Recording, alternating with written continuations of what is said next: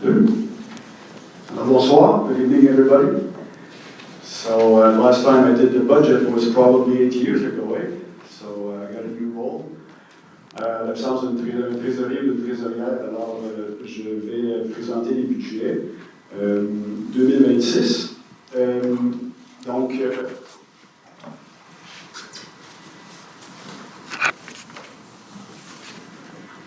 comme M. Patterson a dit, les taux de taxation reflètent un peu le désir des élus de garder des variations en deçà de l'IPC. The index of consummation price that was just presented today by Statistique Québec was at 3.3% for Montreal in December. So taxation rate at 2.4 all over the board, so residential, 6 logements et plus, non résidentiel puis commercial, industriel, terrain vague, agricole et forestier augmente de 2.4%. As for tarification, as you all know, pay-per-user is la façon de faire pour tout ce qui est tarification. Alors, les services d'eau augmentent de 25 $, passant de 210 à 235. Tarification des coûts baisse de 3,90 à 3,80. Vous comprenez que ces dépenses sont estimées par les services techniques et que ces augmentations, ces diminutions-là dépendent tout dépendant des investissements ou des dépenses qu'on va faire. As for the septic tank, the $100 per two years is still the same. Well, 2 years, it's $100 per year, but your septic tank is emptied once every 2 years. Les matières résiduelles, alors les 3 bacs, $205, maintien statu quo. Et pour ce qui est de l'éco-centre, ben, c'en est un coût que M. le maire mentionnait tantôt, d'augmentation des coûts de l'MRC. Alors, les services de l'éco-centre augmentent de 8 $, qui est un petit peu plus que 20%. C'est des coûts qu'on ne contrôle pas. Alors, si on continue. Pour une maison moyenne, et oui, at Town Roll Lake, the average house is $772,000. We did today a calculation, and that's the same house that you guys had in 2021, but it was worth $400,000. So it's now at $772,000, the average, with the taxation rate at 2.4. In all the services, we've got an example here d'une maison avec service eau et goût. Donc, on voit que la maison de 772 000 aurait une augmentation de 100 $, soit 2,45% de plus. Donc, sachant que le taux de taxe est à 2,4%, évidemment que la tarification se situe à peu près au même niveau parce que l'augmentation globale est de 2,45%. Pour une maison, for a house that has no services, so that has a septic tank, a well and a septic tank, the increase for that kind of house, that house of $772,000 is $85 for a year, which is 2.37%.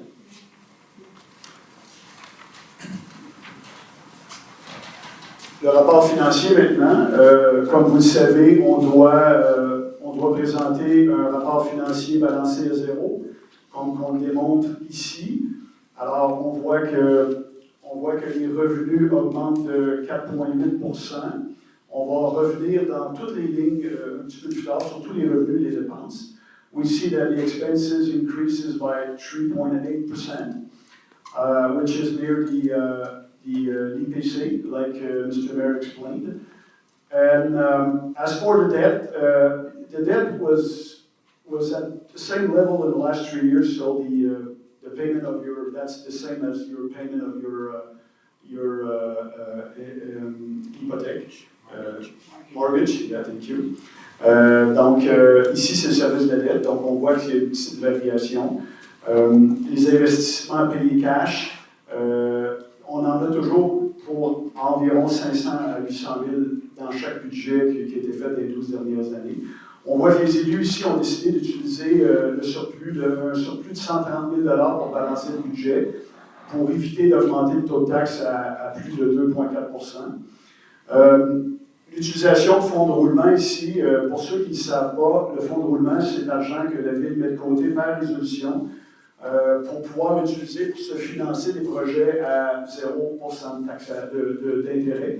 Donc, c'est toujours intéressant d'avoir ce fonds de roulement-là. Je pense qu'on est à peu près à 1,4 million mis de côté et ça aide à financer des véhicules. Comme disait l'ancienne trésorière, elle aimait ça utiliser cet argent-là pour financer des biens comme des jeux, des véhicules. Donc, c'est ce qu'on fait également.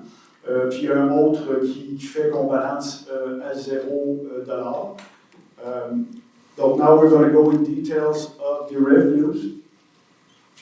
So, revenues increases, well, there's three categories of revenues. So, there's the tax revenues, other revenues, and transfer revenues.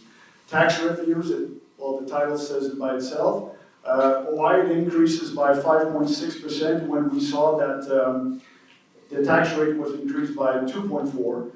The difference is that other than the tax rate, there's also growth that's a part of the budget. So we expect 0.8% of growth in 2026. 2025, the budget that we had, the growth was higher than expected by 2%. We closed out at the end of the year, near 200 permits that were issued in 2024 and 2025, so it brought more or less $250,000 of more revenues. So the 5.6% increase is the total of all that, so 2% coming from the growth of 2025, 0.8% of the growth of 2026, plus the taxation rate of 2.4 of this year. Pour ce qui est des autres revenus, dans cette catégorie, on a les droits de mutation, qui est le principal revenu. On l'a budgété cette année à 2,8 millions, donc il y a 1,1 million d'autres revenus. Dans ce compte-là, il y a les amendes, les intérêts, il y a les services des loisirs également. Donc, on a augmenté les droits de mutation de 400 000 au budget. L'année passée, en 2025, on avait 1,8 million de droits de mutation, la fameuse taxe de bienvenue. On l'a augmenté à 2,2. Il faut savoir que dans les 3 dernières années, les droits de mutation, ma foi, ont explosé. On est rendu on va finir l'année avec 3,5 millions de droits de mutation. En 2021, on avait 2,1. Puis, donc, on a augmenté, on aime ça être un petit peu plus conservateur dans ces montants-là parce qu'on ne sait jamais. On ne sait jamais si le marché va continuer à être aussi en ébullition qu'il est actuellement. As for the transfer of revenues, those revenues comes from the different government. So every time we have a grant that touches the operation, that goes here. So the MTQ gives us grants, and there's grants coming from different ministries of the government. Why there's a decrease of $260,000? I don't know if you all know, but the recycling service is now managed by a company named EEQ, Éco-Entreprise Québec. That's for all the municipalities across Quebec. And it's now managed by them. So the Recyc Québec that gave grants in the past to municipalities to collect and add the services for recycling.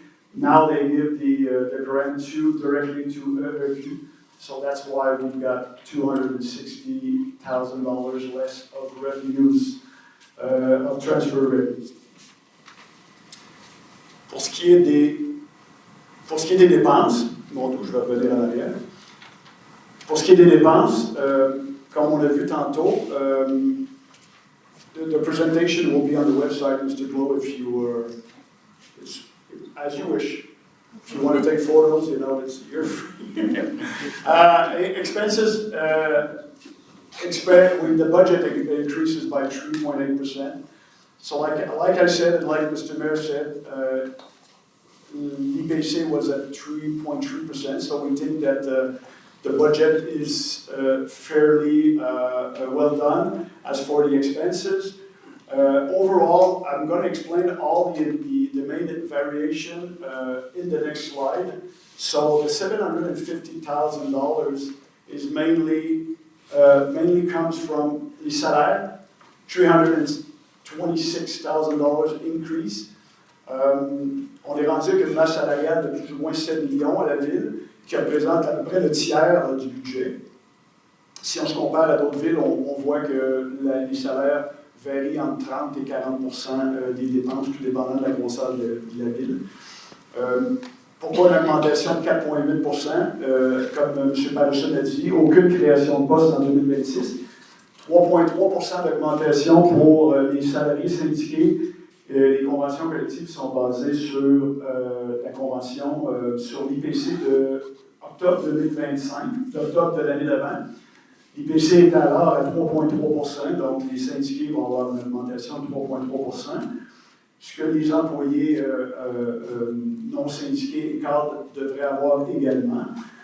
Mais il y a certains employés qui n'ont pas atteint leur maximum d'échelon, donc ils vont gravir les échelons, qui fait qu'on a une augmentation de 4,8% qu'on présente au budget. Grosse augmentation de la Sûreté du Québec. La dépense est rendue à 2,9 millions, soit une augmentation de 243 000. Une augmentation de tout près de 9% de la Sûreté du Québec. M. Paluchin l'a mentionné tantôt, on va dépenser de l'argent supplémentaire en informatique. So in technology, we're going to spend a few expenses more than usual. As you, I guess that you all heard about AI, so artificial intelligence. So we're gonna buy or do business with a software firm that specializes in municipalities, and they I hope that they're going to help us, do better in service à clientèle and all that, and we're going to create probably a lot of things like it's done over a lot of municipalities. So AI is going to be a part of our reality now. Also, Mr. Mayor mentioned la gestion documentaire, the archives and all that. So that's another investment that we're going to do to improve the way that we deal with all the information that we've got. We need 2 more servers, des serveurs. On a besoin d'investir, mettre à jour nos serveurs. Ça vient avec des licences, ça vient avec des logiciels. Donc on en a pour 134 000 $ de plus. Ce n'est pas toutes des dépenses récurrentes. L'année prochaine, à pareille date, on ne parlera pas de 134 000 pièces de dépenses de plus. Il va y avoir d'ailleurs à peu près la moitié, c'est des dépenses récurrentes. As for the MRC, we've got an increase of 9.3%. Half of it comes from the EcoSant. We saw that the EcoSant increased by $8, which is 20%. We've got about near or less 4,000 units in town of Gold Lakes, housing units, so times $8 is $32,000, which is near half of the $62,000 of increase that you see there for the expenses. Alors, on pourrait passer à la première période de questions.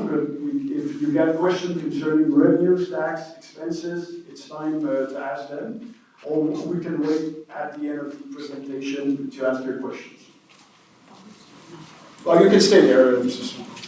Yeah. How many employees do we have currently? And how many are salaried and versus non? Yeah, we've got more or less 60. Unionized versus. Yeah, we've got more or less 60 permanent employees.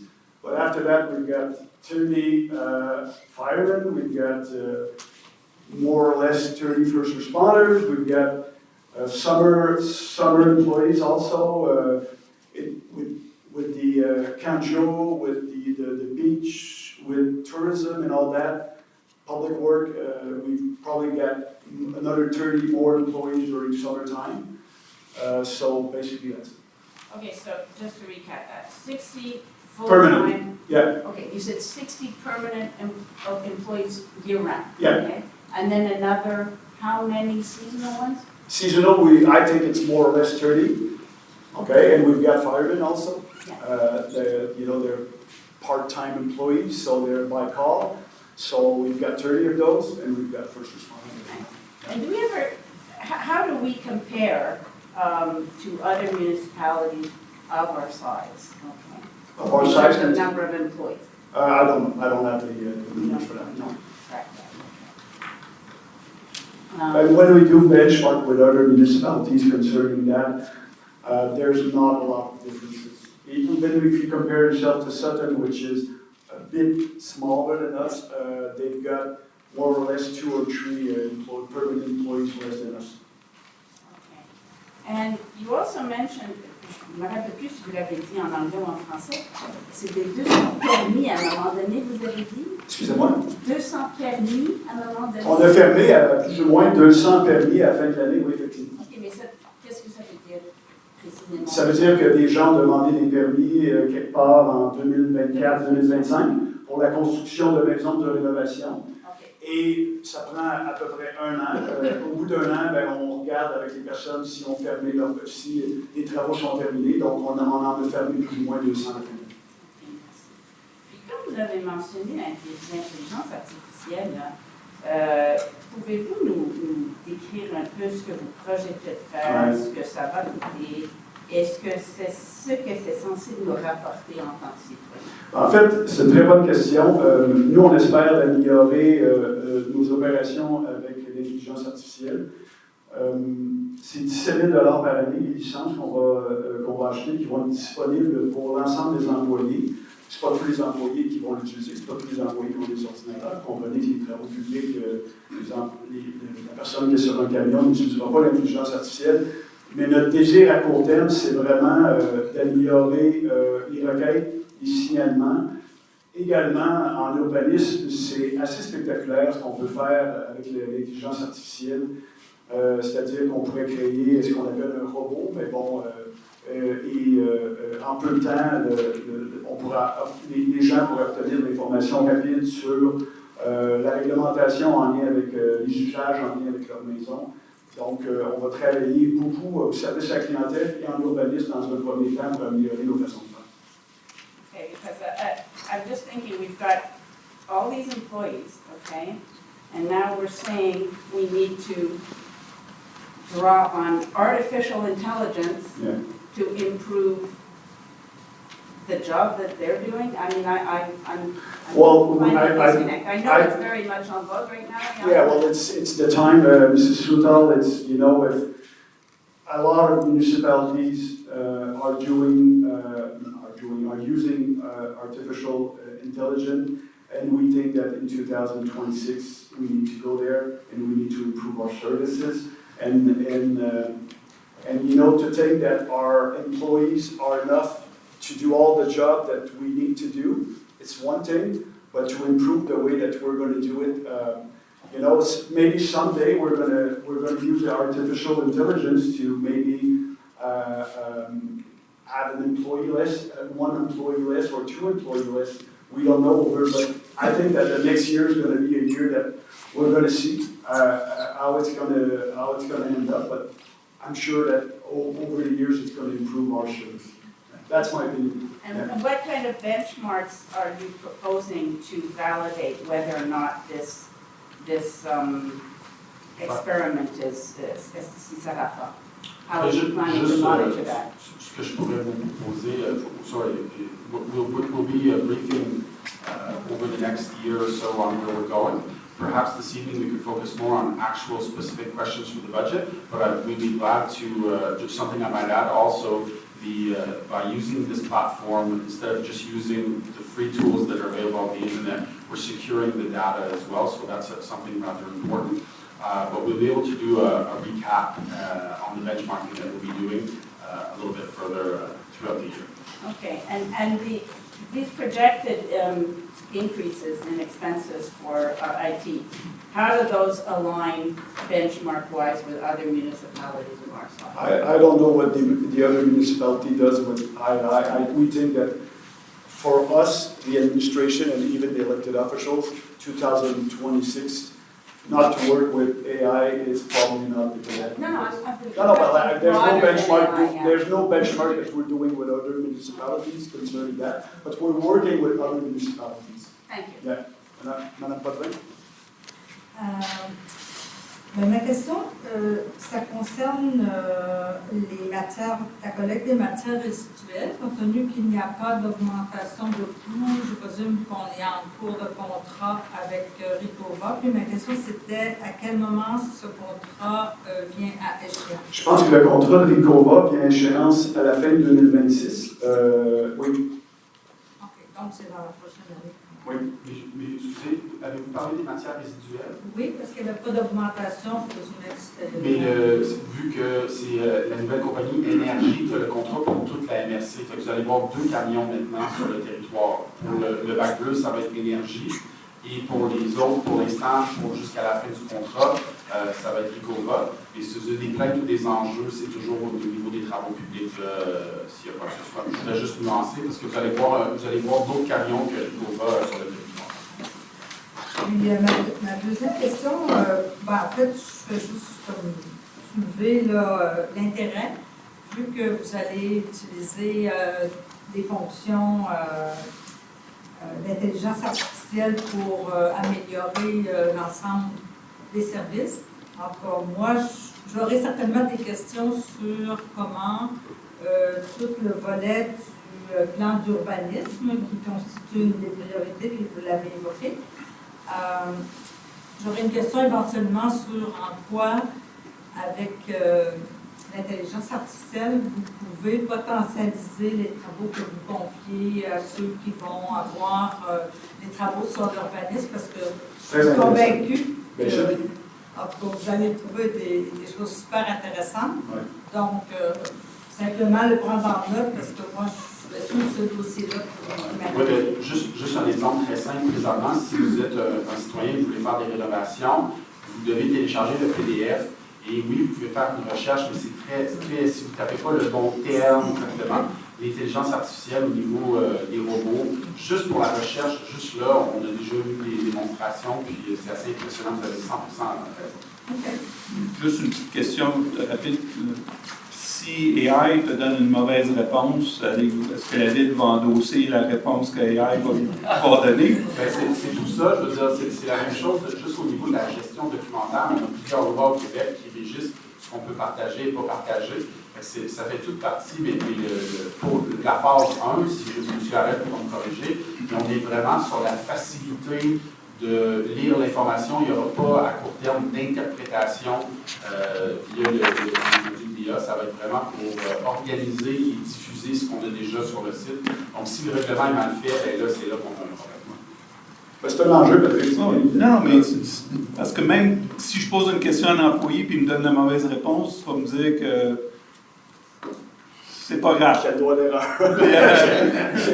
Mais c'est ça la réalité, hein, c'est ça. C'est pas mieux qu'aujourd'hui, il va faire la même Oui, chose. peut-être. Ouais. Moi, t'avais un humain, t'avais pas de machine. Je veux juste, vu que j'ai rappelé à Mme Soutard qu'on resterait plus, Oui. je suis désolé, on est rendu large, mais si vous avez des questions sur les... Patrick va finir, Patrick. OK.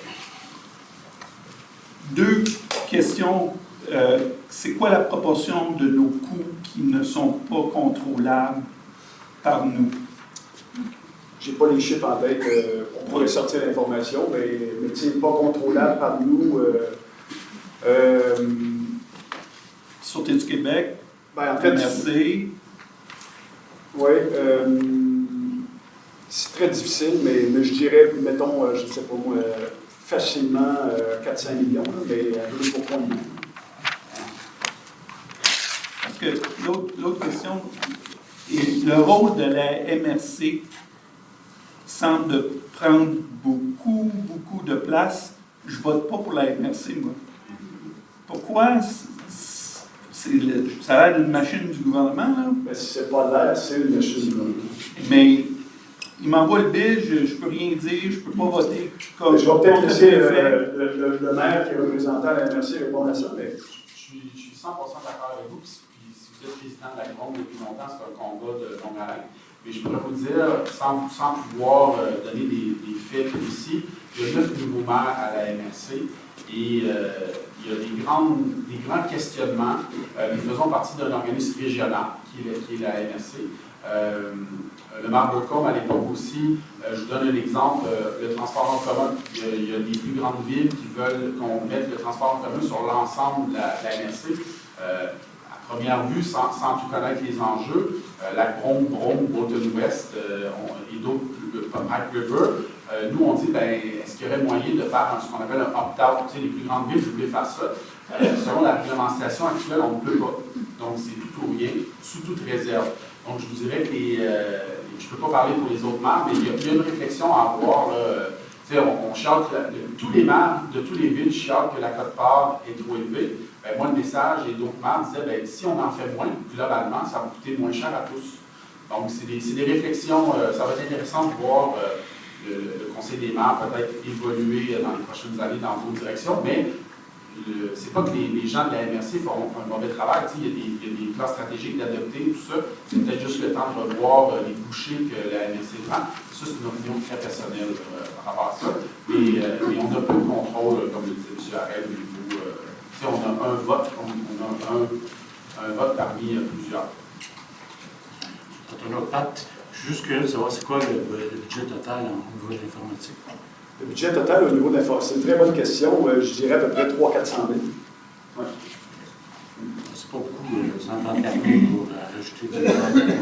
Non, mais c'est ça. Ouais. Non, j'ai travaillé longtemps là-dedans, fait que du AI, vous avez différents types de software. Ce qu'ils sont en train de faire, c'est de mettre une base de données pour la ville pour faire des recherches, mais c'est la première marchette de faire du AI. C'est bon. On a une question à l'arrière aussi. Sir, in this budget, how much money have you put aside for the reparation of the damage to the lake from what has happened in Bonneville? No money was put aside for that. No money was put No, aside? how do you do that? You have an emergency fund somewhere? Well, we've got surplus non-affected of $2 million that could be used for that if there's a real problem. And if there's a real problem, okay. And has the environmental agency here in Quebec been informed of what's happened to our We don't lake? have a choice when there's service like that. They're informed in the hour after. Yeah. And have we begun the repairs? Oh, the repairs, I don't know if you drove on Bonneville recently. That man could tell you, but yes, they've been repaired 2 times because something broke after the big one, and so they're working on it. No, well, I think that now it's all repaired. If I have the information right, I think it's all repaired. I'm extremely worried. I'm not the only one that's extremely worried. Just, For if the you health have and questions welfare. on the budget, just so we can Well, I stay on wanted to focus. know, I'm asking, do you have an emergency fund set aside for repairs or improvement of health to this situation? As Mr. Harel said, if we needed to, we would use the surplus, the unaffected surplus. If needed, okay. How do we need it? How do we- Mr. Glow? Mr. Glow? Quick question. You announced at the very first council meeting that the town will do some work on Fisher's Point. So in the budget right now, is there money actually set aside for it starting this work? There's money set aside for the next step is the plans de vie, so the mandate. Can't hear you, sir. So, there's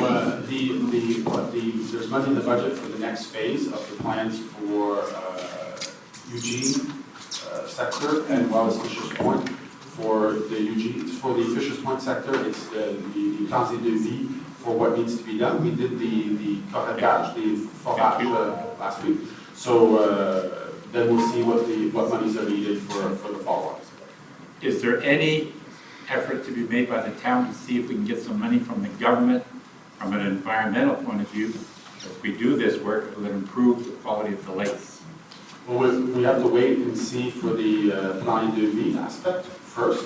But for sure, anytime we can get grants, as you saw for Fulford Road, we waited 3 years and we got this one. Mr. Mayor, Fisher's Point is not on the list of the street that we can borrow money for repairing the road. I know that you're talking about environment, but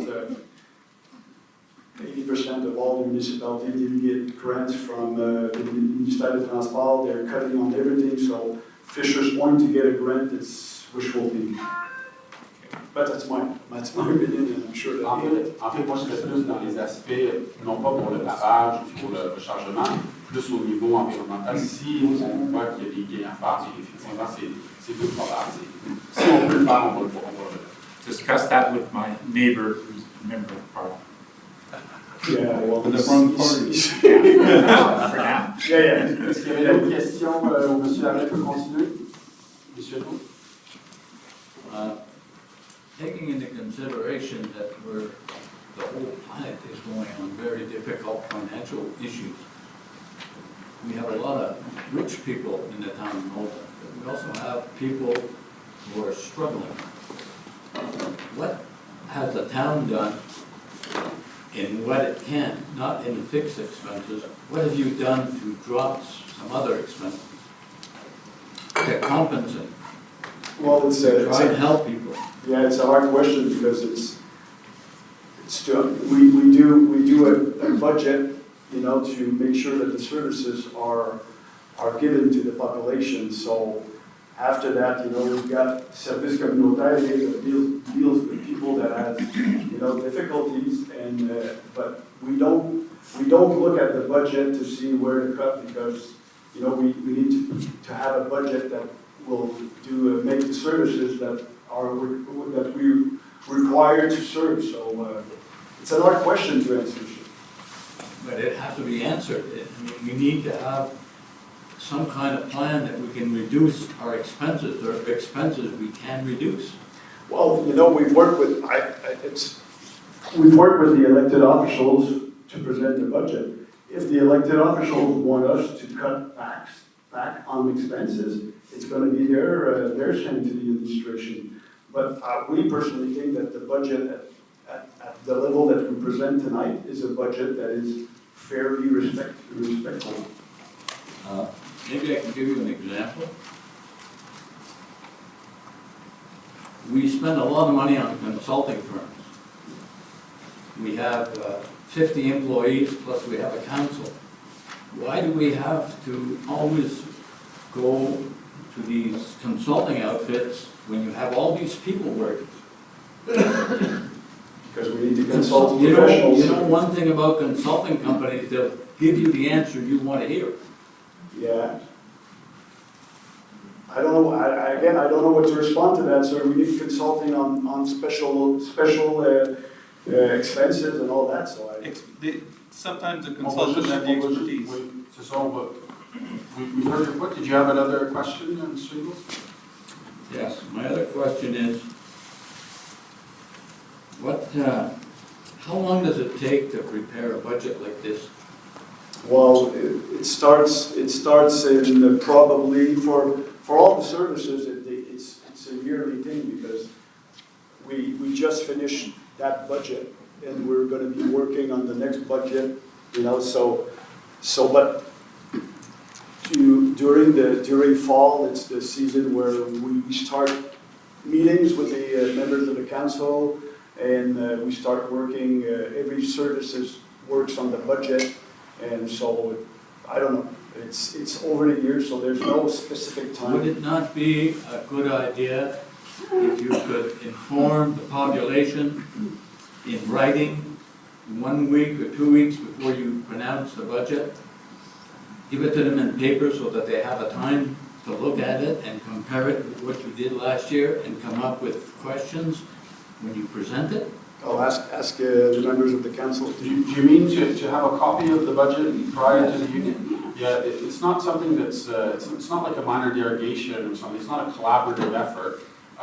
And so Can it what- be done? so I'm just giving you your answer, sir. The presentation is this evening. So to put this up with no explanation or no, it's not appropriate. And we checked with other towns. We've never done it here before, and as a former journalist, it's not something that's done as compared to a minor derogation, or where we will get the citizens' input throughout the year. If you have concerns, I invite you to speak to your councillor or the mayor. That's what they're there for. But it's not this evening that we would start looking at different aspects of the budget and add a bit here, take a bit there. The presentation is this evening. If you have feedback to give or questions to answer, to ask, you can do it tonight or in the following weeks, and there'll be explanations given. Monsieur le maire, I'm sure Friday you had this ready. Monsieur le maire, peux-tu faire une Why wouldn't you intervention? give it to the population? Monsieur Ingold, bonjour, ça va bien? Robert Laflamme, écoutez, ça me tracassait un petit peu la question de la poser tantôt, puis je me suis mis à réfléchir à ça. Pourquoi que la municipalité ne travaille pas pour aider la population à passer à travers les temps qui sont difficiles? Moi, je vais vous répondre à ça.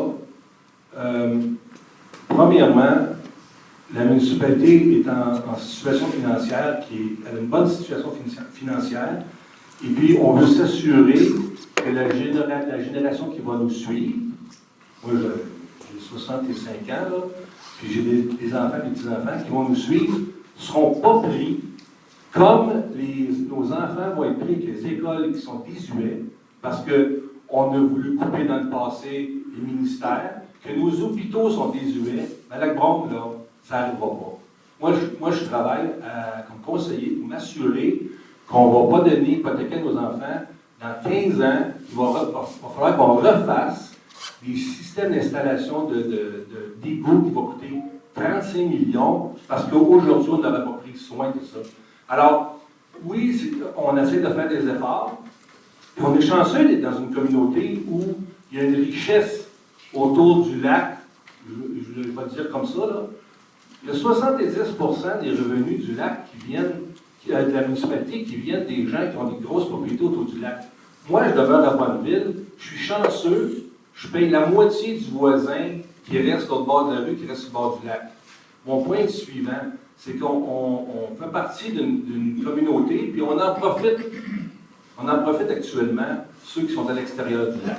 Alors, pour faire une conclusion assez simple, je ne veux pas que la municipalité se fasse prendre, comme d'autres municipalités se sont fait prendre dans le passé, où tout était désuet. Après ça, il a fallu que les gens augmentent plus d'argent.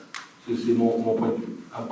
Donc, dernière question Ça pour répond les... pas à la question que j'ai posée. Ma question est pourquoi on n'est pas capable d'avoir une copie du budget avant les assemblées pour être capable d'au moins avoir le temps de le regarder, l'analyser et de poser des questions. Monsieur Hugo, je pense que...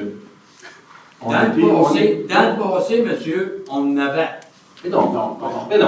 Monsieur Hugo, on se connaît sur des années. Le conseil de ville, là, on était élus pour s'asseoir, puis on challenge le directeur général et les trésoriers avec... C'est ce qu'on fait. On ne fait pas juste s'asseoir puis regarder la présentation. On a travaillé dessus, puis on donne nos guidelines. Alors, de donner à toute la population, à tout le monde, on va se commencer avec 6500 opinions différentes, puis ça va être un débat qui ne finira plus. C'est pour ça qu'on n'aura pas besoin de conseiller à ce moment-là. On est mieux demander à la population de voter donc le budget. Je vais demander à M. Harel de continuer la suite de la présentation. S'il y a d'autres questions, ça sera à la fin de la prochaine section. Merci. Alors, on rentre dans ce qu'on appelle le PTI, le plan triennal d'immobilisation. Juste avant de rentrer dans le PTI de 2026-2028, we're going to do a recap of what we've done in 2025. So, as you all know, I hope that you've seen it, Terrace Cart, we finished the building there. So we invested $1.2 million there, building, parking lot, and other expenses also for a total of $1.2 million. We did, there's the operation where we do need food and a few other things, but we do also investment repairs, which is more permanent. So we did $367,000 of gravel roads and $736,000 of asphalt. You're going to see in the next budget that those amounts will be repeated also in the next 3 years. we did the sidewalks on Victoria and the 104 pour 1,5 million. On a également acheté un camion qu'on appelle le Bumper Digger, un camion d'autopompe de 1,4 million de dollars. Il est rouge. Ensuite, on a acheté également des camions. Comme j'ai dit tantôt, on a 37 véhicules.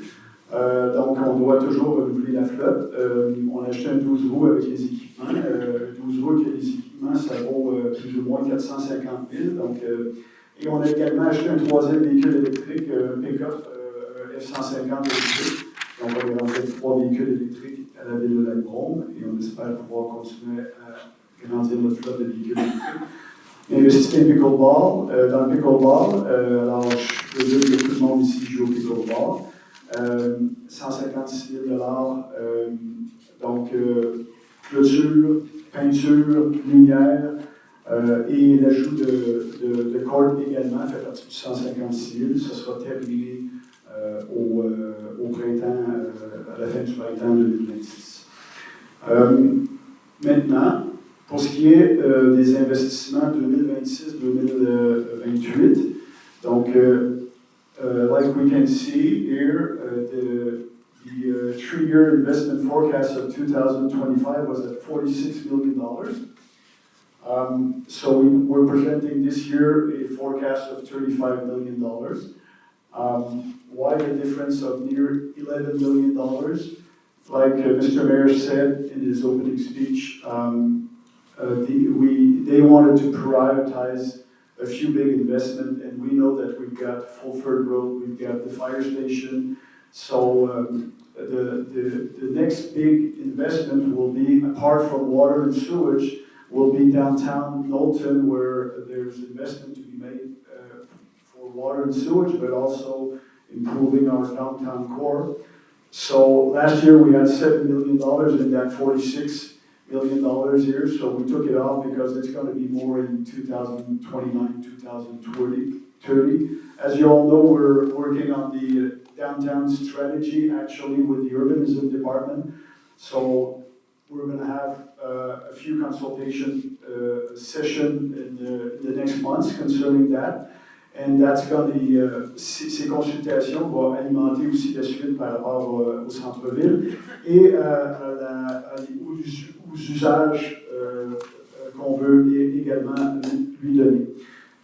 Alors, si on continue, le 35 millions d'investissements, on l'a séparé ainsi cette année. On a parlé de services essentiels et autres services. C'est sûr qu'il y a des fines lignes entre services essentiels et autres services, parce qu'on est d'accord pour dire que les services d'incendie, c'est essentiel. Est-ce qu'une caserne est essentielle? Bon, ça, c'est une autre histoire, mais elle l'est dans un contexte qui ne répond plus aux normes. Donc, dans les services essentiels, on a à peu près 20 millions. On va investir dans les 3 prochaines années dans l'eau potable. On va investir également un peu de sous dans les eaux usées, c'est-à-dire dans nos stations de pompage. Vous allez voir pourquoi il y a des investissements importants qui s'en viennent à ce niveau-là. Réseau routier, comme à chaque année on met de l'argent, mais cette année il va y avoir 8 millions sur le chemin Fulford, d'où l'importance du montant ici. Renouvellement de la flotte. La caserne et terrain, sentier et parc. Le reste, c'est des équipements incendies. Bon, le barrage à Foster, on doit le réparer. Donc, on travaille actuellement avec des professionnels pour déterminer comment on va réparer le barrage à Foster.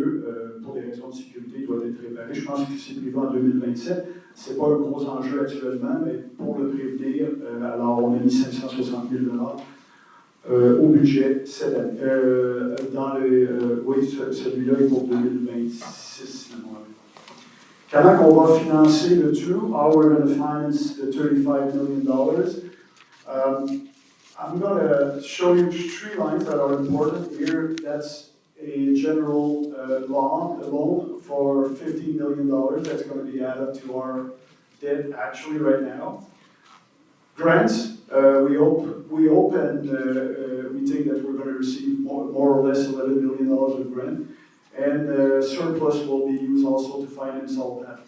So keep in mind that $15 million, we're going to get to that at the end of the presentation.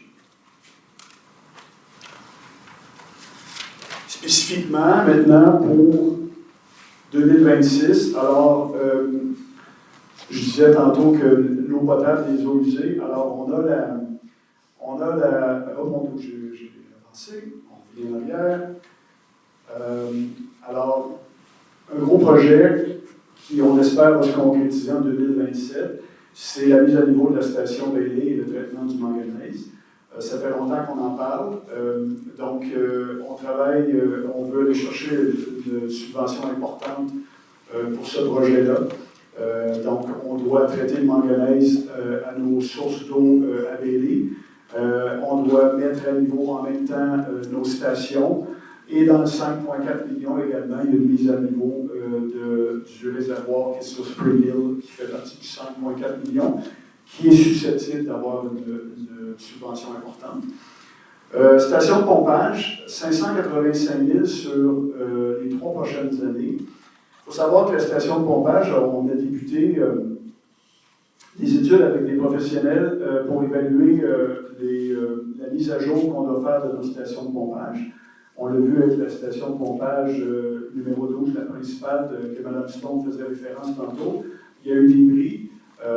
On fait l'entretien de nos stations de pompage, il y a la mise à jour à faire. On estime à plus ou moins 15 millions d'investissements à mettre dans nos stations de pompage. Encore une fois, ces investissements-là seront financés grandement par le gouvernement. So we need to work with them to make sure that we're going to get the proper grants for that. And we think that phase 1 will start in 2021. In the meantime, we're going to do the studies and the plan de vie and get the CA to do all the things with the government. Nouvelle source d'eau, new water source. As you probably know, we dug a well, an exploration well on Mill Road last year. Quality and quantity of water is sufficient and good. So we're going ahead with it in 2026 to do an exploitation well that need to be done. Donc, le nouveau puits d'exploitation sera construit en 2026 et on espère que le puits va continuer à nous donner la qualité et la quantité d'eau qu'on désire et qu'on doit avoir pour une municipalité. Et en 2027, l'objectif, c'est de travailler des plans de vie et des autorisations de la part du ministère pour aller plus loin. Ça aussi, c'est un projet qui coûte cher, mettre en place une nouvelle source d'eau, ça prend du temps. On pense de pouvoir travailler cette source d'eau-là et avoir une nouvelle source d'eau probablement des années 2029 ou 2030.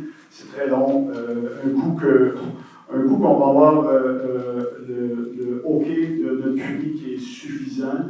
Après, c'est de travailler avec la machine du ministère de l'Environnement puis d'aller chercher des autorisations.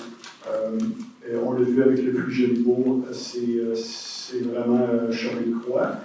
Donc ça, c'est pour l'eau et les égouts.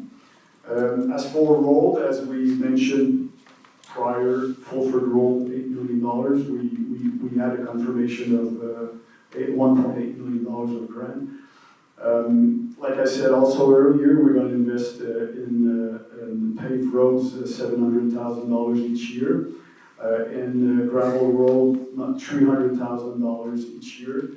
To keep in mind that to resurface an asphalt road costs $260,000 per kilometers, and for gravel road it costs $50,000 to change the base and put new gravel. So it's not the same cost. So when we invest $300,000 in gravel roads, we do more or less 6 kilometers of gravel roads, and when we invest $700,000 in paved road, well, we do 2.5 kilometers of roads.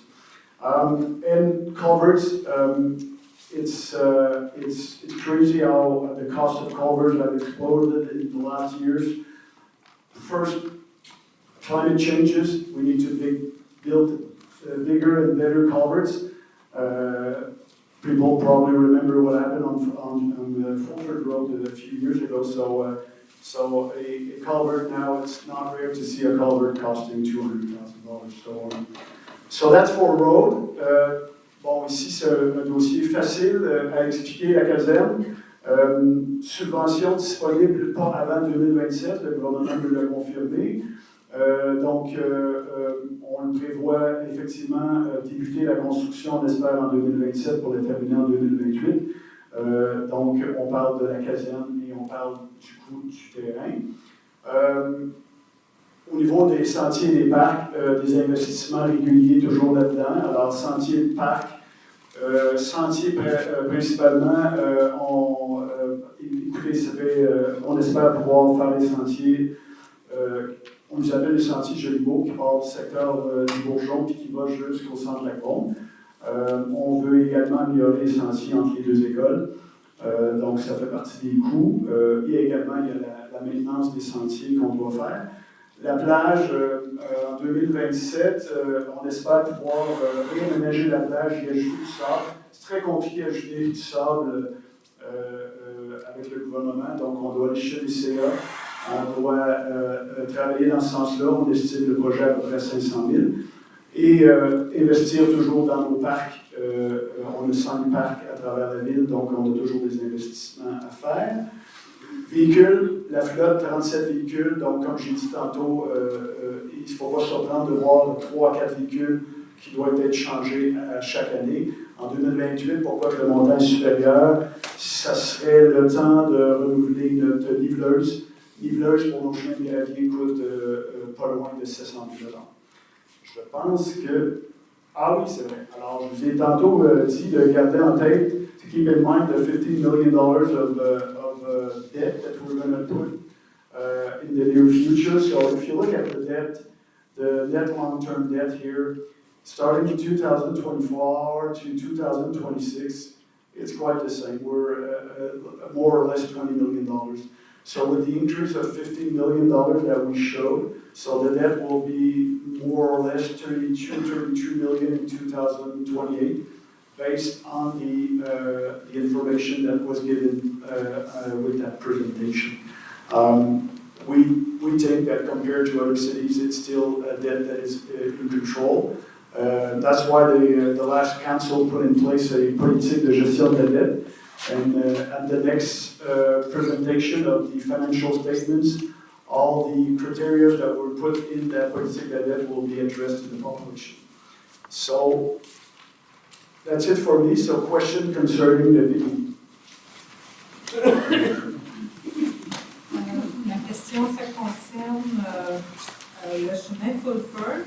Lorsqu'on a refait le chemin Mills, en tout cas, il y a eu certainement des travaux importants dans la fondation parce que ça se maintient en bon état, mais c'est peut-être compréhensible du fait que vous avez un terrain où des camions de la ville circulent, alors peut-être que vous avez fait ce chemin de façon plus solide pour qu'il se conserve bien.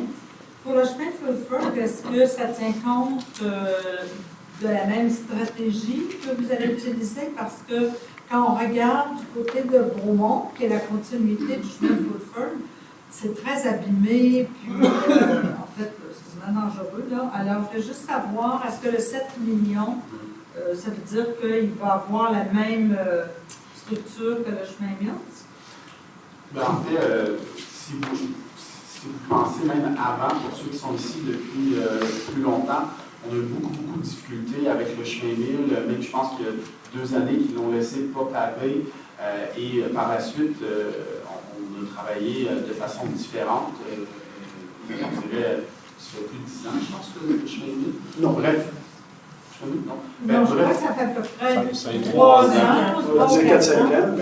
Il a été comme tout refait. Je vous dirais que, tu sais, il y a l'angle de ponceau pour éviter les enjeux. Fait que je vous dirais que, sans parler pour les services techniques, la mentalité quand on refait des grands chemins, il y aura un des gros montants aussi. Par rapport à ça, c'est les corridors actifs qui vont être de chaque côté. Ça augmente le coût.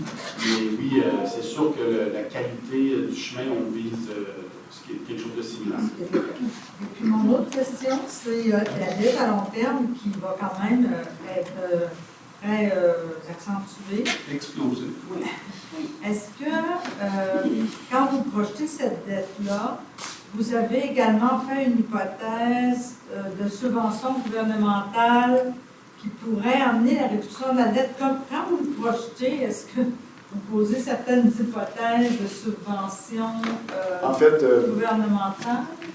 comme j'ai mentionné tantôt, le PTI de 2026 à 2028 est de 35 millions et on anticipe 10 millions de subventions. Il faut savoir aussi que l'administration modélise sur 10 ans à peu près les projets basés sur les investissements à venir. Donc, on a une bonne idée sur 10 ans où est-ce que les finances de la ville se situent. D'où l'intérêt d'avoir mis une politique de gestion de la dette parce que là, on voit 35 millions, on voit Fulford, la caserne, juste Fulford et la caserne, on est à 20 millions. Et ce n'est pas des projets qui sont subventionnables à 100%. On sait qu'il y a le centre-ville, on sait qu'il y a la mise à jour de nos stations de pompage, on sait qu'il y a des sources d'eau, il va y en avoir des dépenses. Donc, on sait que la dette va augmenter, exploser, ce n'est pas le bon terme, mais elle va augmenter. Et on se compare, on fait beaucoup de benchmarks avec des villes qu'on considère comparables en termes de richesse, de grosseur, de population. Et les dettes de ces villes-là sont déjà, pour la majorité, il y a toujours des exceptions, à peu près à 40 millions. C'est sûr que l'objectif à long terme, et là, je ne veux pas rentrer tout dans le détail, mais c'est d'essayer de maintenir quand même le taux de taxe à des niveaux raisonnables, parce qu'à un moment donné, s'il n'y a pas de croissance au niveau des revenus, bien, toutes ces dettes-là vont mettre la pression. Mais c'est pour ça qu'on a mis en place une politique de gestion de la dette. Puis on va le voir avec les nouveaux élus, mais oui, c'est quoi leur stratégie par rapport à tout ça, parce qu'on recommence à travailler dessus. Gilbert, peux-tu revenir au slide avant? Avant? L'autre avant? Regarde. Ça, c'est en 2025, vous avez prévu 16 millions. Puis en 2026, vous avez prévu 10 millions, c'est ça? Quand vous avez fait le budget de forecast. Mais regarde, on prévoit 12. Moi, le point que je vais emmener, c'est des prévisions. Ça ne veut pas dire que tout ce qui est là, c'est des chiffres réels. C'est des prévisions de projet. La preuve, c'est qu'en 2025, il avait prévu de faire pour 2026 10 millions. Là, cette année, en 2026, on présente le budget. On va avoir 12 millions. D'accord? Oui, bien, c'est Alors, un projet. C'est pas mis dans le béton. Là. Moi, je considère que c'est pas mis dans le béton. On le voit ici. Vrai? Alors, c'est des prévisions, forecasts qu'on fait. Si le matin, le lac est pollué, puis qu'il y a une évaluation entre les résidences du lac Brome, perd 80% de sa valeur, on reste là. D'accord? Ça fait. Alors, c'est des prévisions en fonction de la capacité de pays. Ce qui serait intéressant pour le budget, c'est de mettre la valeur foncière, l'augmentation de la valeur foncière de la ville versus les emprunts. Alors, ça a l'air payé 35 millions, là, mais la dernière année, les valeurs foncières ont monté énormément. C'est un ratio de dette versus la valeur foncière. Les valeurs foncières ont augmenté de 166% entre 2015 et 2020. Ça ne veut rien dire, tu sais, c'est D'accord avec toi, sauf un point. On partira pas en 3-4 discussions. Vous avez posé votre question. Est-ce qu'il y a d'autres questions? La caserne. Oui. On est parti d'un projet à, je pense, 4 ou 5 millions. 6-7, je me rappelle du premier, mais bon, oui. Donc, 4 ou 5 Ah oui? dans les premiers. Après ça, c'est devenu directement 7. Puis là, déjà, la là, pandémie est arrivée, puis là, on est rendu à 12. Avec le terrain. Excuse-moi, le terrain, C'est donc votre question, M. Lefebvre? c'est out of control. Ça a l'air, autant que je suis pour la caserne, OK, raison personnelle, autant que je trouve que soit qu'on n'a pas bien encadré le projet ou les prérequis du bâtiment pour contrôler le coût. Parce que Dunham vient de coûter 8, Beaumont, qui vient de se bâtir une Cadillac, a coûté 10 ou 11, 15, 14? 14? C'est beaucoup. On ne peut pas avoir une belle boîte carrée. Mais là, c'est très... En fait, vous avez oublié Bedford qui en a fait une belle à neuf. Donc, Oui. ça. Et ce que j'entends, M. Lepage, votre point, c'est que vous voulez vous assurer que les élus, on n'est pas allé en appel d'offres non plus encore, c'est des estimés, comme le disait M. Laflamme. Et ce que j'entends, c'est votre préoccupation au niveau du coût de la bâtisse. Est-ce qu'il y a une autre question au niveau du... M. Isley? Yeah, I seem to remember maybe 4 or 5 years ago, we began to look at the Spring Hill Reservoir and maintaining it because it was 50 years old then, and now it's 55 now. And I don't actually see anything here up about the Spring Hill Reservoir. It's on the 4 point, Was it? the 5.4, like I mentioned it Well, it wasn't- quickly, that means that upgrading Bailey Station and manganese treatment, also, like I said, put money for the Spring Hill. So how much are you putting into it? Specifically for that, I don't know. Because, you know, it's, each year you've moved it out a year and still there's no real maintenance work being done on it. Oh no, there's been, you need to have, how do you say, the plongeurs, Il y a de divers. Divers went in there this year, last year was, like you saw, Mr. Easley, plan de vie only for that cost, I don't know the amount of money that, so divers went to see the state of the van there, and they're going to be changing that project. Madame Soutar? Oui, pour revenir à la caverne, où en sommes-nous actuellement sur la question de où ça va être? Vous suivez les actualités municipales de façon assidue, donc vous savez qu'on avait entamé un processus d'expropriation avec la ferme des Canards. On a eu un retour positif de la ferme des Canards, donc le processus d'expropriation est toujours possible, mais on pense s'entendre à l'amiable en amont. Il y a eu des discussions là, depuis les élections. Donc l'emplacement serait sur un des terrains de la ferme des Canards. Il reste à déterminer exactement où, mais les discussions sont positives à ce jour. Donc, il n'y a plus de procès, il n'y a plus de frais légaux qui sont contemplés là-dedans? Déjà. Non, mais il n'y en a pas eu à date. C'est un petit peu peut-être des envois de certains documents, mais donc, pour l'instant, c'est des discussions intéressantes et positives entre la ville et la ferme des Canards. Et bien sûr, si on ne réussit pas à s'entendre, malheureusement, on devra aller d'avant avec l'expropriation. Mais comme je vous dis, on est optimiste de pouvoir trouver une entente, mais l'endroit privilégié est sur un des terrains des Canards. OK. Puis votre estimé, là, je crois que c'était 12 millions, moins 8 millions. Est-ce que, pour ce montant-là, est-ce que vous prévoyez, vous estimez que vous allez avoir des subventions c'est début 2027 ou fin 2027? Il y a tout un protocole pour confirmer la subvention. Il y a des étapes, mais c'est sûr qu'avant d'aller de l'avant, on doit aussi aller en transit de vie et on doit aller en appel d'offres. Donc, tout ça est en lien avec les subventions. M. Harel pourrait bonifier la réponse, mais c'est sûr que s'il n'y a pas de subvention, ce serait difficile d'envisager. Mais on a une lettre du gouvernement qui dit que votre subvention, selon un certain pourcentage du projet, elle est confirmée. Donc là, par la suite, si je ne m'abuse, c'est appel d'offres, le montant. Là, le conseil, s'il est à l'aise avec le montant, bien là, il dit, voici Québec, on a une transit de vie, envoyez-nous les sous. Moi, j'ai une question. Tout à l'heure, on voyait 10 millions en subvention qu'on espère avoir. Ce montant, est-ce que ça inclut la subvention de la caserne? Tout à fait. OK. Ben, c'est un montant estimé. On estime à peu près à 4 millions de dollars l'argent qui va être disponible pour la caserne. On n'a jamais eu une lettre qui parle de 4 millions, c'est des calculs. Et c'est basé aussi sur les ententes qu'on a aussi avec les autres villes avoisinantes, Beauté-Ouest et Brome, qui fait augmenter le pourcentage qui est éligible.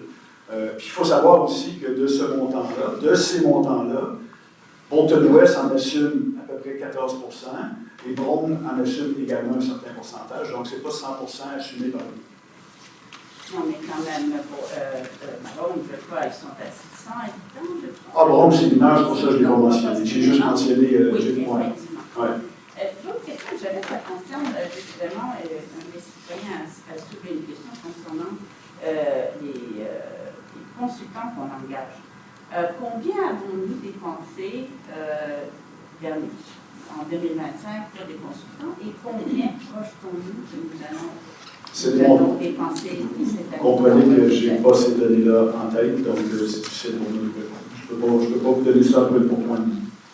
Mais si je vous pose la question à ce moment-là, vous pouvez me revenir avec plus de détails? Ah ben, on peut vous revenir avec... écrivez M. Foncarou, faire une demande d'accès à l'information, puis on va vous répondre. Ici, Oui.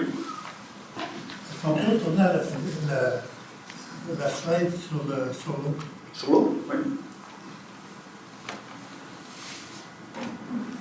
Actuellement, on a combien de puits On a des puits Bailey's, on a 2 puits à Bailey's, puis on a le puits à Jolibourg. On a 3 puits. Vous voulez en faire un autre? On a un qui est en construction, comme j'ai expliqué tantôt, sur l'île, et on a la grande galerie d'infiltration également qu'on veut mettre en opération à Bailey, toujours dans le secteur Bolton-Ouest. Vous avez pris en opération la grande galerie. Elle n'a pas été mise en opération. Non. Ah non? Non. Mais la dépense qu'on avait faite en 2022, je crois, c'était de mettre la grande galerie. Oui. On a augmenté de 500 mètres cubes, etc. Oui. Ça n'a pas fonctionné. En fait, ça n'a pas fonctionné à cause du manganèse. Ouais. Il faut traiter le manganèse. Ouais. Là, est-ce que vous avez compté faire un troisième puits à part de la grande galerie? Là? À part la grande galerie, puis le puits qu'on construit actuellement, non. C'est pas dans le plan. Pardon? C'est sur 1000, oui. L'autre question, c'est que quand vous mettez toute votre capacité là-dessus, j'imagine que l'usine de traitement serait à Bailey. En fait, on n'a pas d'usine de traitement. On a des puits où est-ce qu'on injecte du chlore. Oui. Pour les grandes galeries, quand on parle de mise à jour de la station de Bailey, c'est-à-dire que le traitement de manganèse va amener des appareils supplémentaires. On doit agrandir la station Bailey pour accueillir ces appareils-là. C'est la grande galerie qui va servir, quoi. La grande galerie va être mise en fonction lorsque le traitement au manganèse va le permettre, parce qu'en ce moment, on ne peut pas le permettre de le mettre en service. Et ça va également traiter le manganèse, le peu de manganèse qui est dans les puits. À ce moment-là, il y avait des 2 puits. Oui. La station de la grande galerie, oui. Qui marchait comme un puits, on va dire. Une zone d'infiltration. Oui. Mais en plus de ça, il y aurait une autre construction qui serait. Sur 1000. Sur 1000? Le chemin 1000. En ce moment, le puits qui est en exploration est sur 1000. Oui. Je veux dire, l'usine de traitement de manganèse, elle serait située à Bailey. À Bailey. Oui. Elle serait pas dans la grande galerie, c'est une autre construction à côté. Elle serait dans les installations pour desservir ou pour traiter le manganèse présent dans la grande galerie et un petit peu dans le puits Bailey. Oui. Mais ça ne vous tente pas de faire un autre puits sur Bailey? De faire un autre puits sur Bailey? Le trou de manganèse? Ben, en fait, on n'a pas besoin de faire un autre puits sur Bailey, puis j'ai comme l'impression que si on fait d'autres puits, ça serait un peu... Tu sais, comme l'île, le fait de l'avoir fait sur l'île, puis d'avoir trouvé une source, c'est intéressant, parce que c'est à l'autre bout du secteur, il y a eu beaucoup de développement dans Bonneville, dans le secteur St. Andrews, donc ça va être intéressant de mettre en fonction cette source d'eau. Mais disons que la raison que j'ai hâte que c'est plus local, c'est que vous allez peut-être fermer Jolibourg. Oh, je pense que pas. Je vais laisser monsieur avec le chandail orange. Vous l'avez diminué, pardon?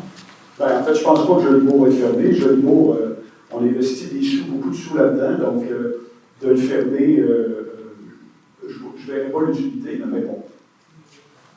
Pour diminuer un peu, disons que le puits Jolibourg, l'influence très très forte sur les puits individuels qui entourent ce secteur-là. On va rester, J'ai aucune idée. on va rester sur les chiffres du budget. Monsieur, C'est là-dessus que je parle. mais on va laisser On la parle des parole à investissements. monsieur à l'arrière, s'il vous plaît.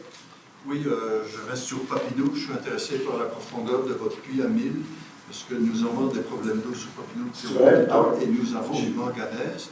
Allez-vous vider notre nappe phréatique? En À fait, quelle profondeur allez-vous? Oui, j'ai aucune idée de la profondeur, je vais m'informer. Parce que Vous devez laisser vos coordonnées, on va vous informer. j'ai dû foncer mon puits à 240 pieds, vous connaissez le prix. J'ai un système de traitement de manganèse à la maison avec des cartouches au carbone. Ah oui? J'ai aussi du calcaire, bien sûr. À part ça, ça va. Autre problème. Papineau a un autre problème. Si vous allez refaire Fulford, je présume que le chemin va être bouché à Fulford. Alors la sortie de Papineau, c'est ou Fulford ou par Bonneville.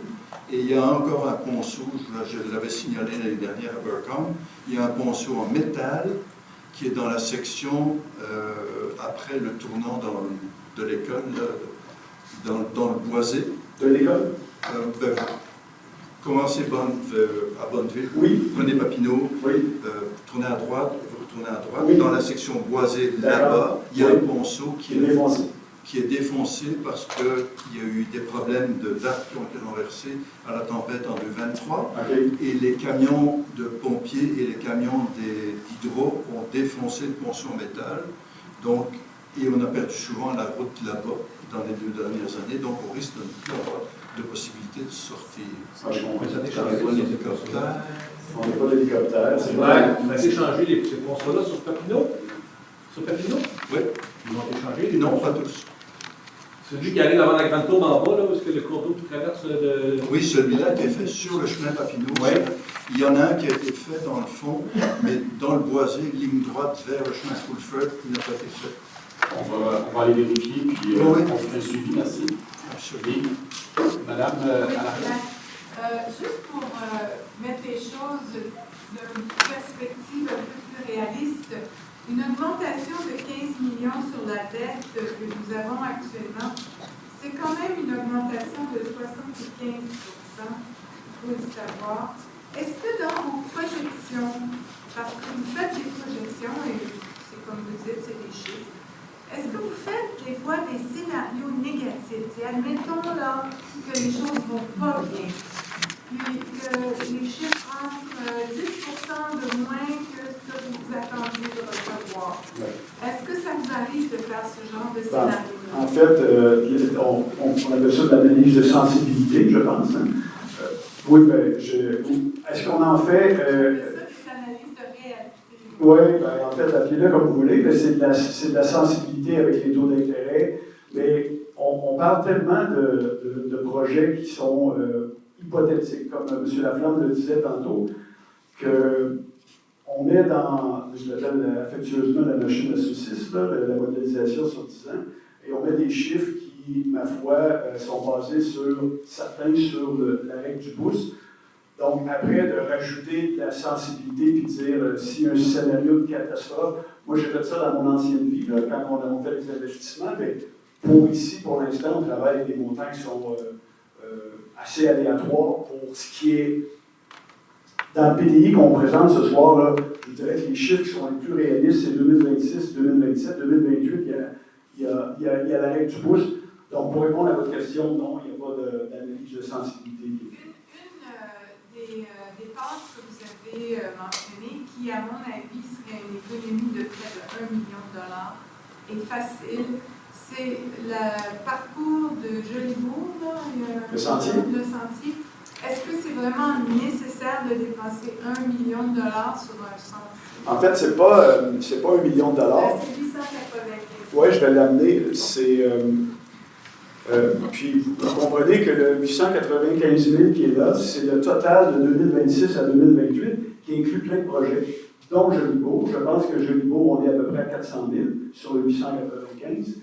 Et est-ce que c'est nécessaire de faire ce sentier-là? Il faudrait demander aux gens qui habitent dans ce secteur-là, qui aimeraient avoir ces sentiers pour pouvoir faire du déplacement actif jusqu'au centre Lac-Brome. C'était des plans des élus à l'époque. C'est demandé, donc déplacement actif. Alors, je ne vois pas qui serait contre ça, mais bon. Puis ça, c'est des investissements, c'est pas des dépenses d'opération. Il faut juste se rappeler qu'on a une planification stratégique, on a des engagements, on a une politique de mobilité active, on a beaucoup de politiques.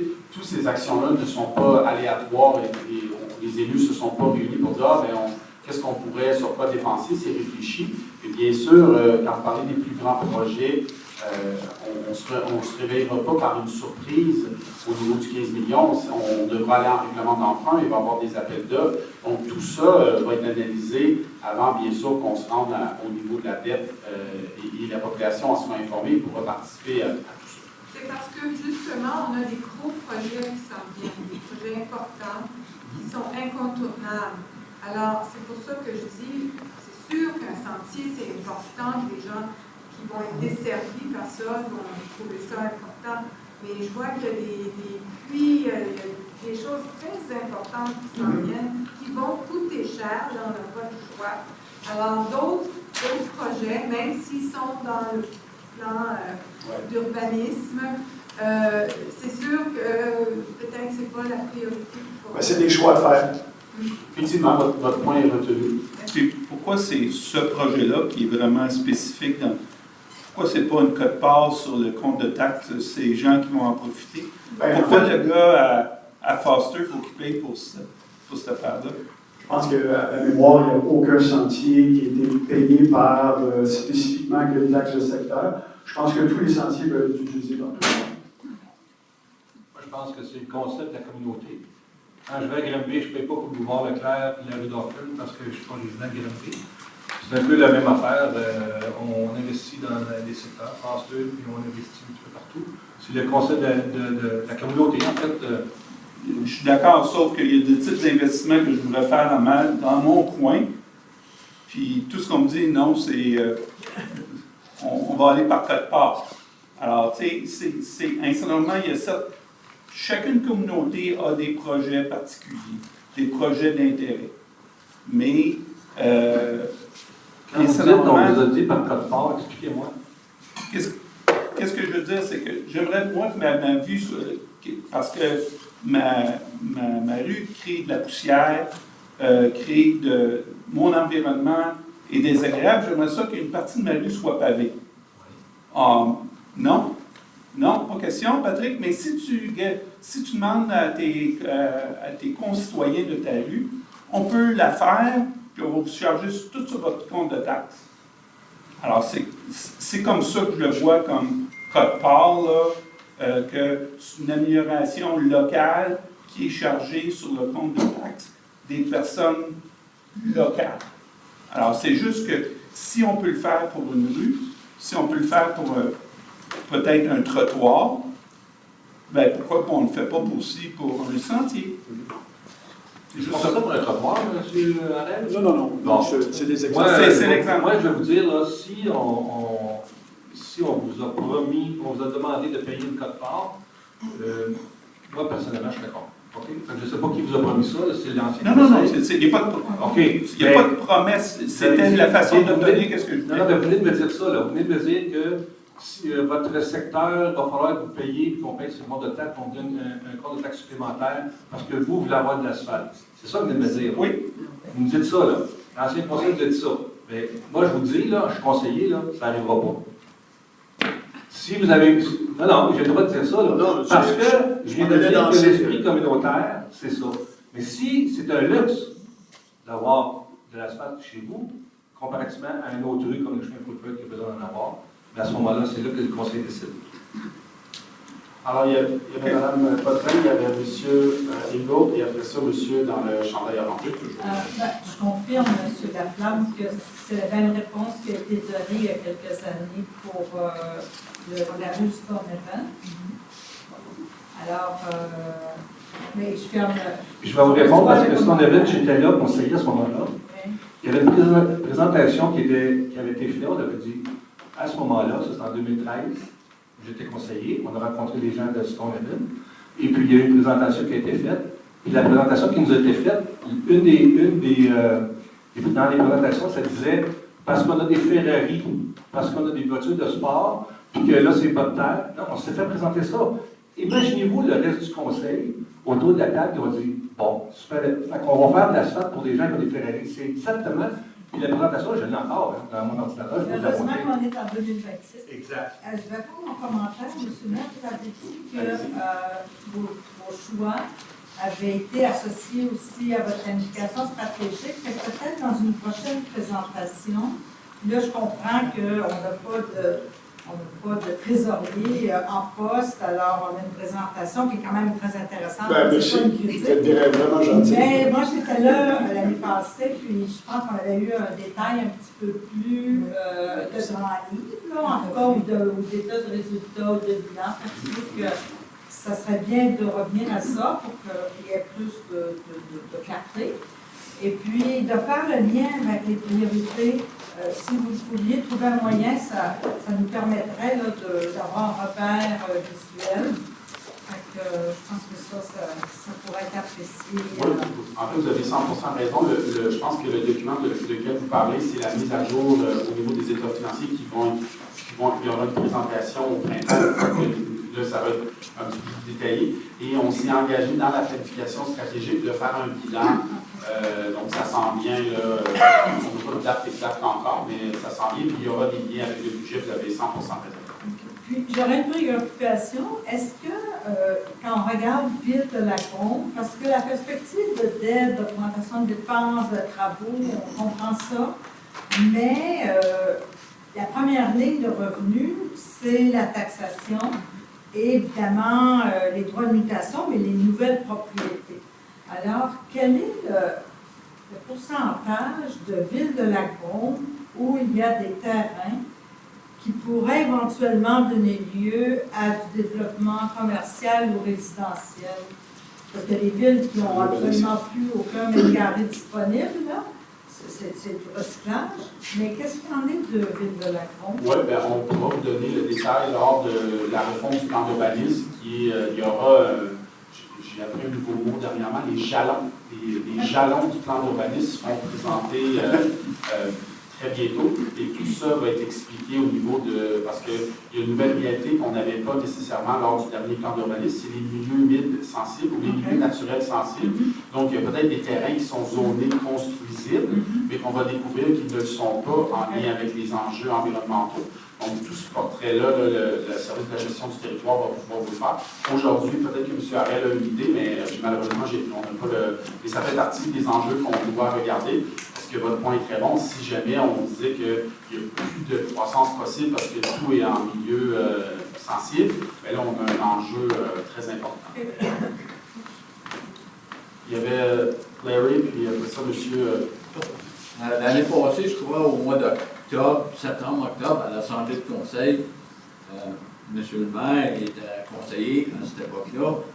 Une question m'a été posée qu'il y avait eu 172 000 de mis de côté pour les réparations puis dans le parc Eugène.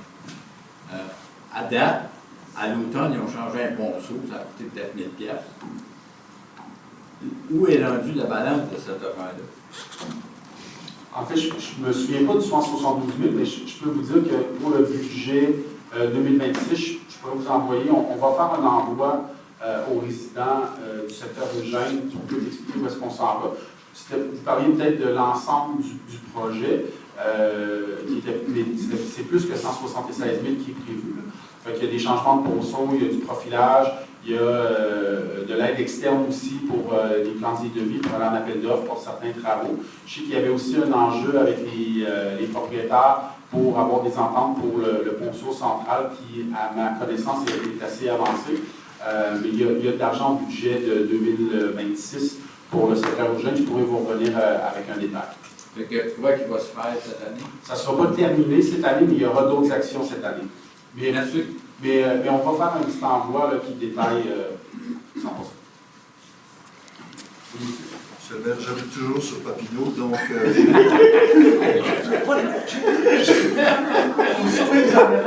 On n'a pas eu de droit de mutation là.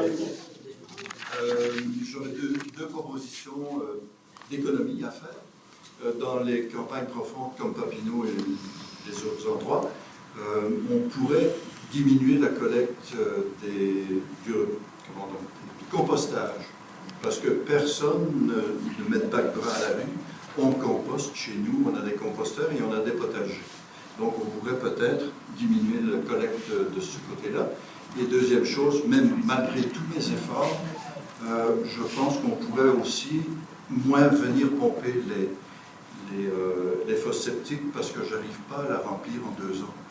C'est du gros travail. Et si on le faisait, non, mais on pourrait le faire en 4 ans. En fait c'est un règlement qui est un enjeu avec certains enjeux provinciaux, mais sans être vos 2 points touchent quelque chose de très difficile dans le milieu municipal. Pour ceux qui le savent, quand c'est la collecte des gros rebuts, on dit aux gens c'est 2 items. Et vous savez comme moi que les gens exagèrent. Et donc, c'est la réflexion, c'est est-ce qu'on fait de la police de ça? Donc, c'est des coûts. Parce que les coûts sont énormes au niveau de la collecte spéciale.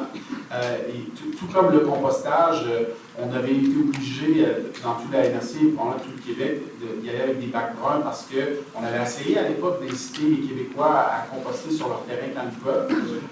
Mais c'est le genre de service qui, malheureusement, géré à la pièce. Il y a des gens qui disent hey, « je serais prêt à payer pour une collecte supplémentaire de recyclage parce que j'ai des enjeux familiaux, c'est tout ça. Je ne suis pas sûr qu'on va avoir une solution à court terme, mais tous ces enjeux-là font partie d'une réflexion, je pense, si on veut aller chercher des économies substantielles. La gestion des fosses, la gestion des matières résiduelles, vous avez 100% raison. Je ne sais pas comment, mais il y a quelque chose à faire là, clairement. Et surtout, essayer de ne pas mettre l'asphalte sur le chemin Papineau, comme ça on aura moins de trafic. Parfait. Moi, au sujet de compostage sur les terrains, mais nous avons une famille d'ours qui vient chez nous parce que le voisin composte.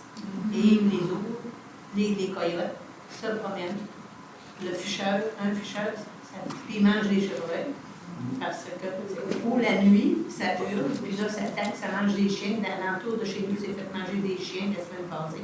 Parce que le compostage à l'extérieur, c'est pas trop recommandable quand on habite d'un point où apparemment que ça part à Redhill, puis que ça s'envoie à Westbourne, puis on est sur le chemin où les animaux passent.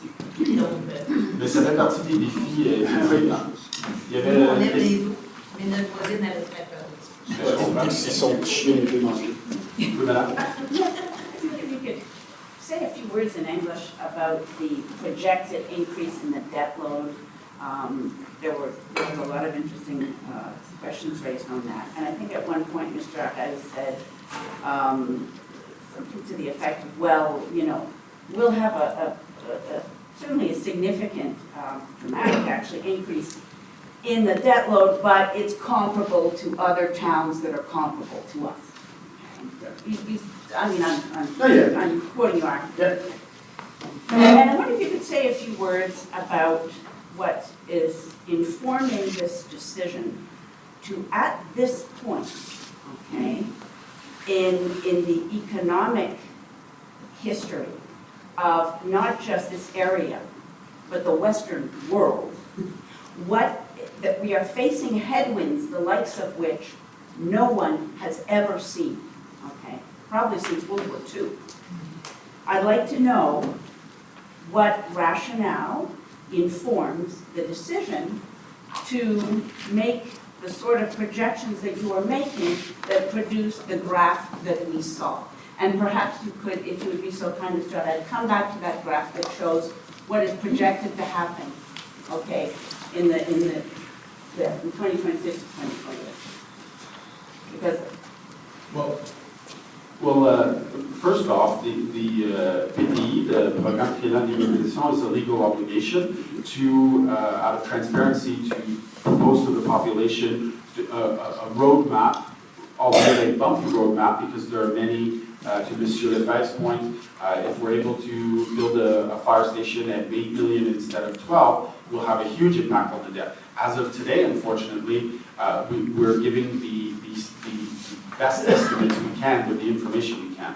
So yes, the debt projections are high, but the reality is that they will be adjusted over time. So if the headwinds that you mentioned cause issues in the municipal world, the council will have to make choices. So I'm not ready to say that in 2028 the debt will be 30 million. It's where we're going with the investments. Does that answer what you were implying? Except that when you also, or someone said during this presentation, that we have to build a new fire station because the one that we have right now is not, and I can't remember the term you used because I can't remember the French term. It's basically not sufficient for purpose, Yes, or it's not conform for many health and safety. Okay, so it's, all right, yeah. so that's, that's not a project you can cancel.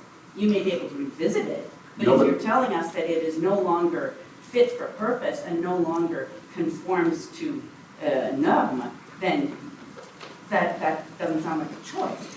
No, but you spoke of headwinds. The government of Quebec, if you follow public security, they've come out with new orientations for the schéma de couverture de risque. They will ask us to collaborate more with other towns. What will that mean in the future? So all those will have impacts. So we probably won't have a choice, I agree with you. But will it be the $12 billion caserne? It's too early to say, but it would be unprudent to say, well, we'll do it at 5, but in the end, we kind of know that it'll be closer to 10 or 12. As I said, Waterloo built a beautiful fire station for 9. Why couldn't we?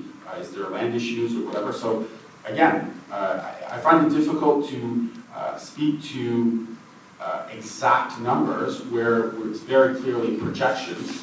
But for sure, the administration and the elected officials will have to make informed decisions and informed choices. What's happening in other parts of Quebec, towns are saying, we're not able to build a fire station, so can the neighboring town cover us? Well, that has a whole other implication, and I don't believe that's anywhere where we want to go. I don't believe in that vision at all, but those are the types of headwinds that we would have to face in the future. Yes, Mr. Cook? Just one question. If this projection actually takes place, what's the impact on our bottom line or taxes in the future? So I think that question we'll be able to answer at the presentation with the politique de la dette that we have. On a yearly basis, we have to give you the update as to where the debt is and where it's going. So we'll be able to address that a little bit more in detail when we do that, unless Mr. Abel has... Well, the only thing that I could add on that is that, the financial statements of a town is static. So the service de la dette is here. So the day that the service de la dette will double here, let's say it goes up to $4 million here, we'll need to get more revenues or less expense to pay that, obviously. So actually right now our operating surplus is near $3 million, but if our service de la dette goes up to $4 million, obviously there will be impact in the taxes or less expenses. But it's projections. It's all about projections. So that's why we have a model over 10 years to see where we're going. And keep in mind, I always got, when I arrived I'm from the South Shore, and when I arrived in Granby, I was working at La Boîte and in Granby, the mayor there, probably, I don't know if you remember that, but decided not to invest in any infrastructure. And he was happy to say that his debt was not high, but his debt was not in the books. It was in the infrastructure. So it's a balance between all that. We know that we've got to put money into water system, sewage system, the caserne and all that. So we'll need to, and we're going to jungle with all that to make sure that the tax rate won't be increased by a lot over the years, because over each year there's debts that expires also. Keep that in mind. So on a un beau portrait dans la modélisation de 10 ans qu'on a fait, et on a une bonne idée où est-ce qu'il va y avoir des endroits où est-ce qu'il va y avoir des décisions importantes à prendre en amont. Donc, au moins, les élus vont avoir des informations pour pouvoir prendre des décisions éclairées. Monsieur Lucien, là-bas? J'habite sur le chemin Fulford, j'avais une autre question. Ça fait peut-être 3 ans que tous les ponceaux ont été refaits sur le chemin Fulford, 3 ou 4 ans. Puis, est-ce qu'ils ont été prévus pour l'élargissement de la route? En fait, pas tous. Je crois qu'on a on va regarder avec les services techniques, mais c'est tout a été pris en considération dans le 8 millions. S'il y a des modifications, pas des modifications, mais des rallonges de morceaux, ça a été discuté et ça sera pris en charge. OK. Puis, est-ce que le début des travaux est prévu pour quand? En fait, on va faire une rencontre citoyenne, il est trop tôt, parce qu'il faut aller en appel d'offres. Ils vont aller en appel d'offres bientôt. Et après ça, on va travailler avec le contracteur. Mais en théorie, ça serait dans l'été, dans le but de terminer là, avant l'hiver. Si jamais on va dépasser un petit peu, là, on va faire une rencontre citoyenne et il y aura beaucoup de communication de fait, là, surtout pour les résidents qui habitent sur feu, mais les gens qui utilisent ce tronçon-là. OK. Puis est-ce que cette rencontre-là, est-ce que ça va être faite relativement tôt? Parce que si on a des travaux à faire ou si on a une construction à faire, il faut comme prévoir aussi avec les entrepreneurs et tout, que le dérangement. Oui, puis l'autre chose, c'est que ce n'est pas l'ensemble du tronçon qui sera fermé pendant toute la durée. Il y a des étapes et ainsi de suite. Fait que ça sera communiqué. Donc, une fois que vous voyez que le contrat est octroyé à la firme XYZ qui a gagné, c'est là qu'on va pouvoir préparer les rencontres citoyennes à ce moment-là. Mais ça va être le plus rapidement qu'on peut. Donc, yes, monsieur. Nos prédictions, c'est 2,86 pour le service de la dette. Si on augmente la dette à 30 millions, on peut parler de proche de 6 millions en assumant qu'en 2030, les intérêts vont peut-être maintenir à peu près le même niveau. En fait, non, parce que la On va dette être proche actuellement... de 6 millions. Non, la dette actuellement est de 20 millions, qui nous coûte 2,1 millions 160. Montez-la de 50 %. Alors, rajouter 50 %, on parle d'à peu près 3,5-4 millions de services. En 2030, À tu peu près. prévois 30 millions de dettes. Aujourd'hui, tu dis que ça coûte 2,86 pour 15 millions. Non, 2,16. Le service de la dette, c'est combien l'alimentation. de la ville? Pardon? La dette de la ville? 20 millions. 5 millions? 20 millions. 20. Ça coûte 2,86 millions. Ça veut dire qu'on va monter proche de 5 millions. Si les intérêts maintiennent le... Mr. Engel, the amount is 2.16, it's not 286. So that's $20 million of debt cost that actually right now. At $33 million, you could say that it go up by another $1.5 million. So let's say $3 million and $750,000 of debt service. That's the heritage that we'll be leaving our families. I think that the increases in tax will, over the years, will cover all that, but that's my opinion, sir. And we'll leave them the assets also that goes with the debt. So it's a balance. But at the end of the day, everybody has a choice. You know, when we're going to go with the board bylaws, you can vote against a project that you don't like. That's the democracy that it's still in the system. Last question in the back. My question is, everyone in the Canadian government, provincial government, we're all talking about the recession that is just, there on the horizon. So I'm asking you, where in this budget is there constraint?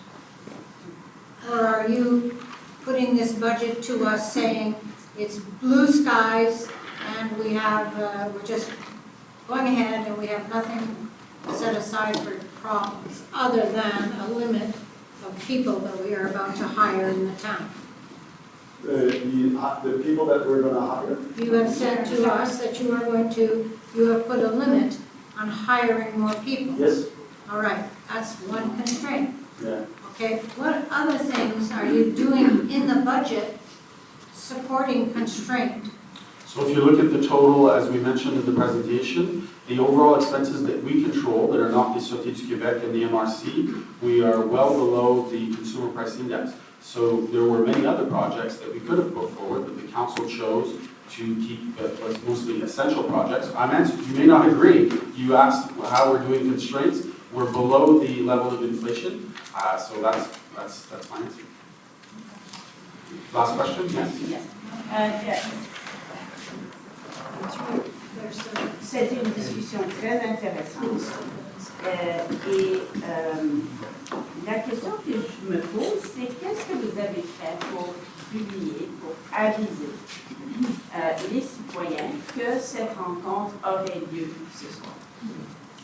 Parce que ça a été mentionné pour la première fois durant la réunion du conseil, que cette réunion était prévue, donc ça fait une semaine.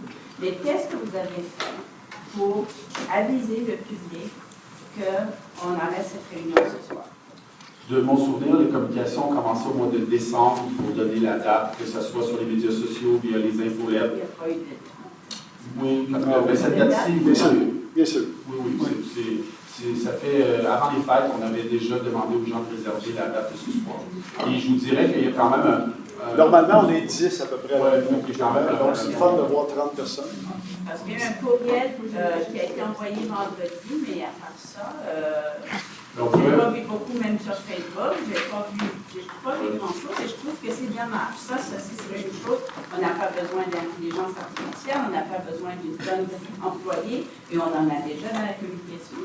Et vous savez très bien aussi qu'il faut souvent répéter, parce que le monde est occupé, on parle de quelque chose, il faut en parler, Vous voulez avoir, dites que vous voulez avoir la participation publique et que vous voulez vraiment avoir des discussions avec les citoyens. Alors, c'est une chose vraiment à surveiller en commençant ce nouveau mandat, que la transparence sur laquelle on a mis tant d'emphase, la transparence qui a fait partie des résultats de la consultation publique pour laquelle on a payé à peu près 70 000 à Montchabot, ça serait une chose assez quand même facile à faire et qui rapporterait beaucoup. Comme je vous dis, on a commencé en 2025 d'annoncer la date, mais bien sûr qu'on tente de communiquer le plus possible. Alors, thank you. Merci beaucoup. Merci, M. Laurel. Vous n'avez pas perdu vos